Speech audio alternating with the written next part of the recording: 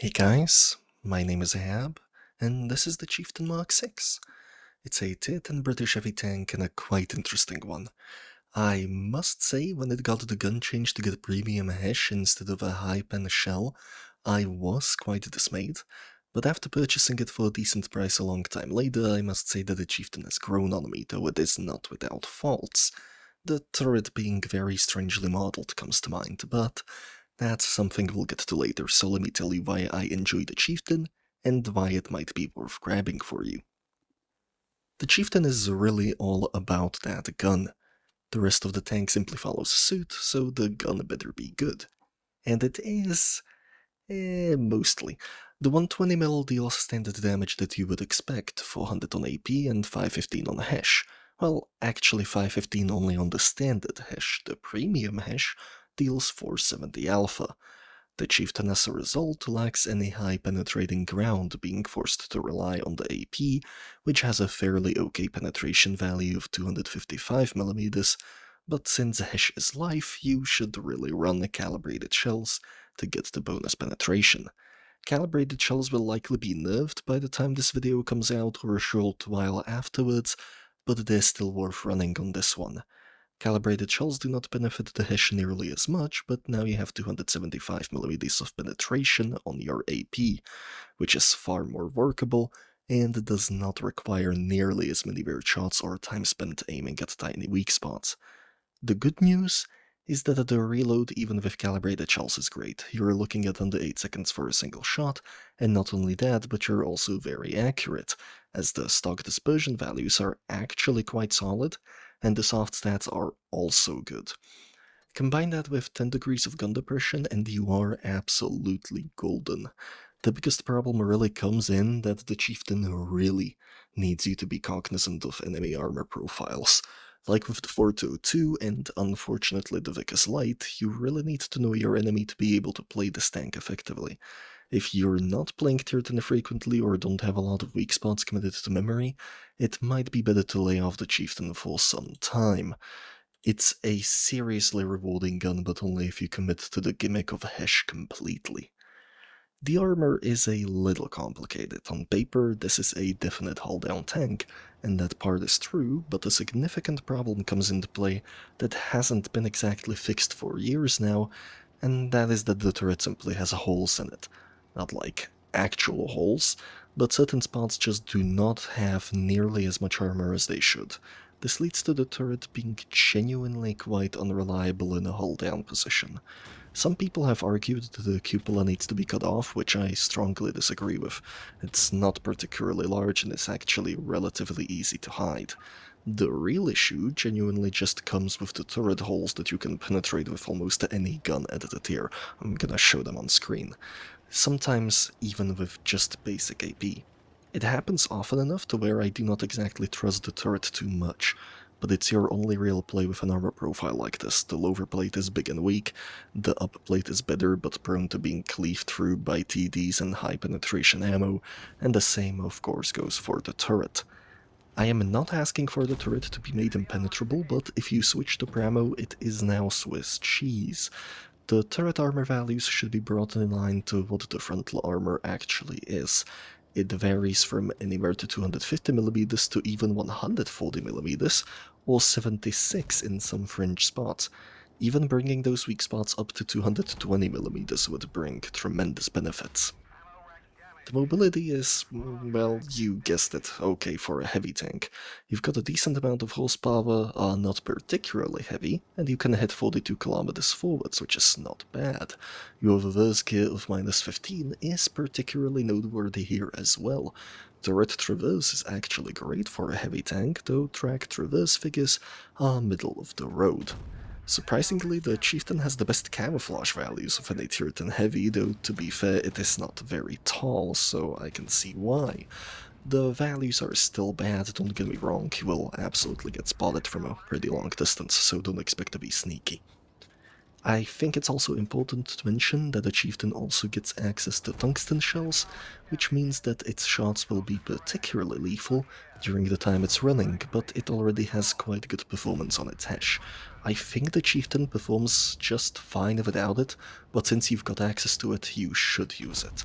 The Chieftain also gets access to the gear oil provisions, which makes one provision slot very easy to decide on. Any mobility is good mobility in my books. So, the pros and cons again. The pros, great gun depression, decent hold down protection.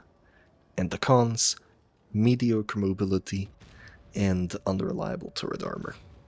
Personally, I do quite enjoy the Chieftain. I thought I was going to hate it since it basically has no higher penetration than what the AP shells offer you, but as a certified HESH lover, I have grown accustomed to the pain and I quite enjoy the tank nowadays. Wargaming has had a tendency to sell the Chieftain for higher prices these days, so I am not quite sure as to when it's gonna hit again for a fair deal, but I'd say paying anything within the 15 to 17k gold mark is about right. I'd say it's worth at least trying out, though it is one of my favorite tier 10 heavies, which should say a lot about my verdict. And without further ado, time for some replays. Alright, so we have a replay on Molenbeek. I'm pretty sure that's a first for the channel, actually. I'm quite not sure if we ever had a video with a replay on this map. But this one is relatively, I would say, representative of what you can expect from the Chieftain.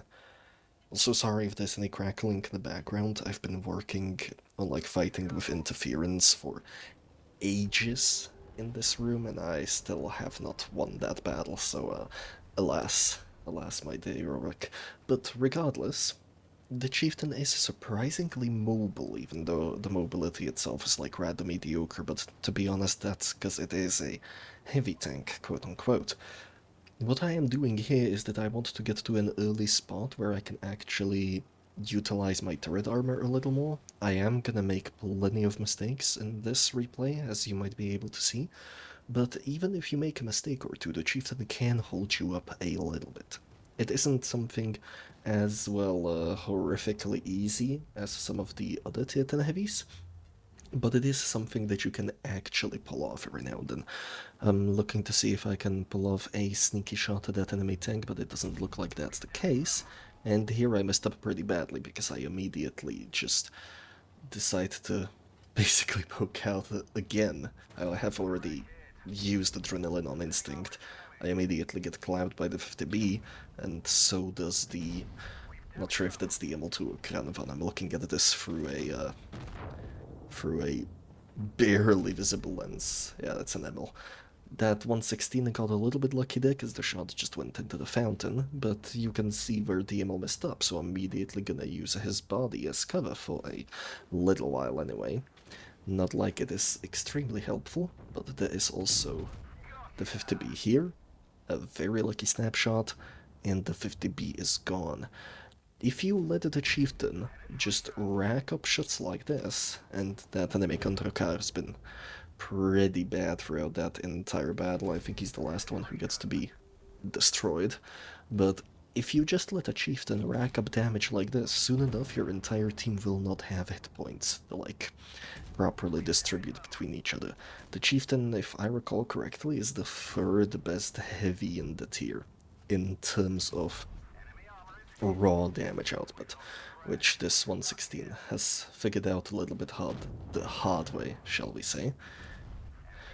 Now here, I wanted to see if I can actually penetrate the lower plate with HESH, and turns out that on the VK45B it's actually not doable, you need to use AP. But the VK45B had a pretty bad sense of focus, so instead of retreating to a better position when he had at the time, he's only doing that just now, which is giving me an easy kill shot, though he does penetrate me near the end. Now here's a Cobra. I don't know what he's doing here, but the Minotaur just caps him, because the Minotaur has that good alpha damage. Now there's only two of us and two of them. I managed to get the TVP on time, and this is where I would really encourage that you learn armor profiles, especially at tier 10.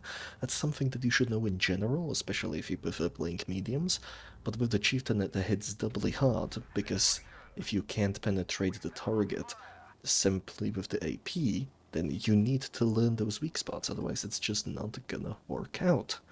You can see that I have racked up a quite impressive amount of damage over the short period of time that this replay is actually gonna be playing. So, genuinely, if you understand armor profiles, if you understand map awareness, if you have like the instinct to relocate relatively easily, then it's gonna be a perfect tank for you. Here I was expecting the Minotaur to do like a full rotation, but it turns out that he's just gonna stay here. And this is where I messed up. This is where it could have been a 7k game instead of a 6.8k game, but that's just semantics.